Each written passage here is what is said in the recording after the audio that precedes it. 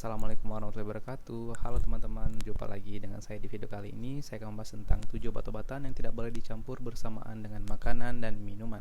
Sebelum kalian lanjut videonya, silahkan kalian subscribe terlebih dahulu agar saya semangat untuk membuat video berikutnya.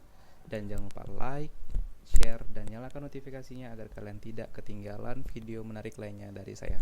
Terima kasih. Nah, pernah nggak kalian dapat obat dari apotek, terus petugasnya bilang gini, Pak, Bu, ini obatnya diminum sesudah makan ya. Pak, Bu, ini obatnya diminum sebelum makan ya. Nah, masing-masing itu tuh ada alasan dan tujuannya. Tidak semua obat itu harus diminum sesudah makan dan sebelum makan. Karena kenapa? Karena ada beberapa obat yang kerjanya terganggu karena keberadaan makanan dan minuman yang dapat mempengaruhi kerjanya di sistem pencernaan. Obat apa saja yang termasuk? Silakan ditonton dan selamat menyaksikan. Nah, yang pertama itu ada makanan berkarbohidrat dengan paracetamol. Paracetamol sendiri ini tuh kan obat penghilang rasa nyeri dan menurunkan demam. Nah, jika paracetamol ini ketemu sama makanan berkarbohidrat, maka efek paracetamolnya akan menurun. Nah, nyeri dan demamnya juga mungkin tidak hilang sebagai mestinya jika diminum sesudah makan. Lebih baik diminum sebelum makan ya. Juga kalau pengen minum sesudah makan, hindari makanan seperti roti, biskuit, kentang, dan nasi. Nah, selanjutnya itu ada sate sapi atau burger ketemu sama obat asma turunan teofilin seperti aminofilin dan teofilin. Nah, obat asma ini tuh kan membuka jalan udara di paru-paru dan mempermudah pernafasan pada penderita asma. Nah, jika teofilin ketemu sama makanan seperti sate sapi atau burger, asmanya mungkin tidak terkendali dengan baik dan efek obatnya berkurang.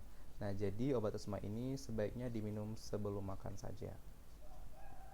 Nah, selanjutnya itu ada susu dan produk susu ketemu sama antibiotik tetrasiklin.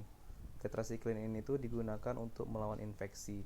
Kira-kira kenapa ya jika antibiotik ini ketemu sama susu? Nah, karena kalsium di dalam susu ini mengganggu penyerapan obat tetrasiklin. Jika obat tidak dapat diserap dengan baik, infeksi yang akan diobati mungkin tidak terkendali juga dengan baik. Niatan mau sembuh, malah resistensi karena susu ini menghalangi kerjanya tetrasiklin. Nah, jadi sebaiknya kalian minum obat itu cukup dengan air putih saja.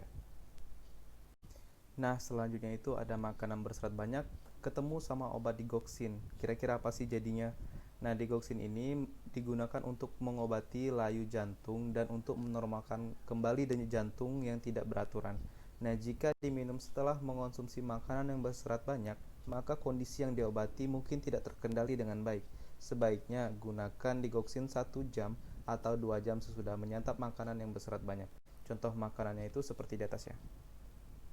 Nah, berikutnya itu ada makanan berprotein tinggi ketemu sama obat levodopa. Nah, levodopa ini itu digunakan untuk mengendalikan tremor pada penderita penyakit Parkinson. Nah, jika obat ini diminum setelah mengonsumsi makanan yang berprotein tinggi, maka efek levodopanya akan berkurang. Jika efek obat berkurang, maka efek yang diharapkan itu tidak tercapai. Ya, jadi sia-sia dong minum obatnya. Nah, contoh makanan berprotein tinggi itu seperti daging, telur, yogurt, dan produk susu lainnya. Nah, selanjutnya itu ada sayuran berdaun hijau ketemu sama obat tiroid. Apa sih jadinya? Nah, obat tiroid ini tuh diberikan untuk memperbaiki hipotiroidisme atau kelenjar tiroid tidak berfungsi dengan sempurna dan pembesaran kelenjar tiroid atau yang biasa kita kenal gondok. Nah, jika diminum bersama dengan sayuran berdaun hijau, maka efek obat tiroid ini akan berkurang. Jika efek obat berkurang, maka bisa saja penyakit tiroidnya tidak dapat terobati dengan baik. Contoh sayuran berdaun hijau itu seperti asparagus, brokoli, kol, dan lain-lain. Terakhir, makanan kaya vitamin K ketemu sama obat antikoagulan seperti warfarin dan heparin. Nah, antikoagulan ini tuh digunakan untuk mengencerkan darah dan mencegah pembekuan darah. Biasanya diberikan pada penderita stroke. Nah, apa sih jika mereka ini ketemu? Nah, akibatnya darah tetap membeku meski penderita sedang diobati dengan obat antikoagulan. Nah, contoh makanan kaya vitamin K itu seperti hati, seledri air, bayam, dan lain-lain. Sebaiknya antikoagulan ini diminum sebelum makan saja biar lebih aman. Nah, itulah 7 obat yang tidak boleh diminum secara bersamaan dengan makanan dan minuman. Terima kasih yang sudah menonton. Jangan lupa share ke teman kalian, ke keluarga kalian, ke kerabat kalian agar mereka juga tahu. Nih, saya lagi di Paris, saya mau liburan. Sampai jumpa di video berikutnya.